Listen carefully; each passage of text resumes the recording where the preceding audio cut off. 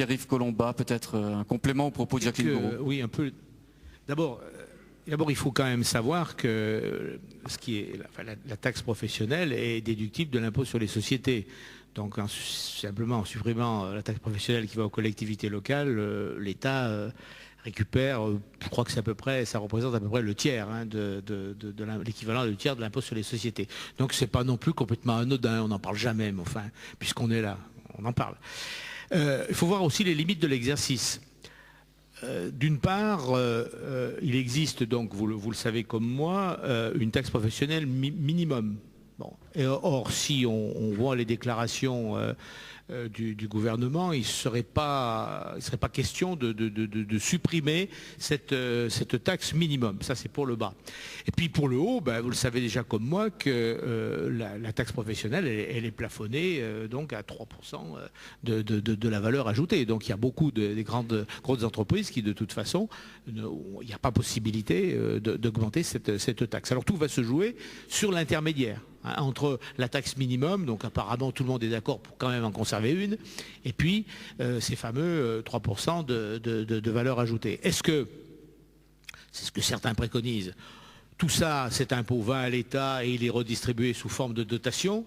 Vous imaginez que ce n'est pas trop notre proposition, parce qu'on sait ce que c'est que les dotations. Et quelle va être la part qui restera entre dotation et impôt?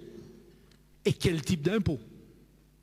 Impôt sur l'activité économique. Alors effectivement, on s'inspire du rapport Fouquet qui est vraiment très complet, où il y a beaucoup de choses. Donc une part assise sur le foncier et une part assise sur la valeur ajoutée, qui semble être aussi quand même quelque chose qui tient la route.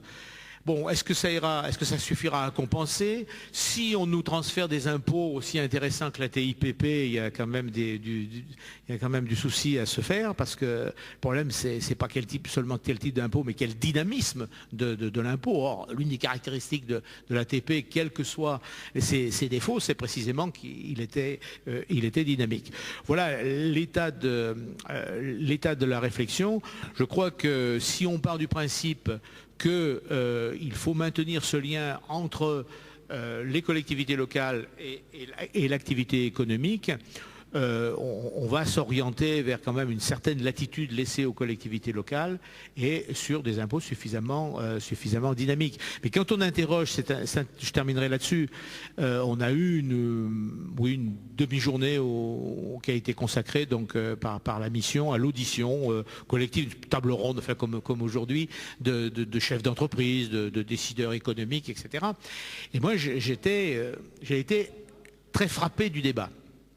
Première partie du débat, le thème c'était qu'est-ce que les collectivités locales, les entreprises attendaient des collectivités locales et la taxe professionnelle, etc. Jamais, à aucun moment, la taxe professionnelle n'a été remise en question. Même quand on parlait, on disait non, finalement, pour nous, c'est pas trop le problème. La taxe professionnelle, c'est l'accueil, c'est les démarches, c'est le logement, c'est etc., etc.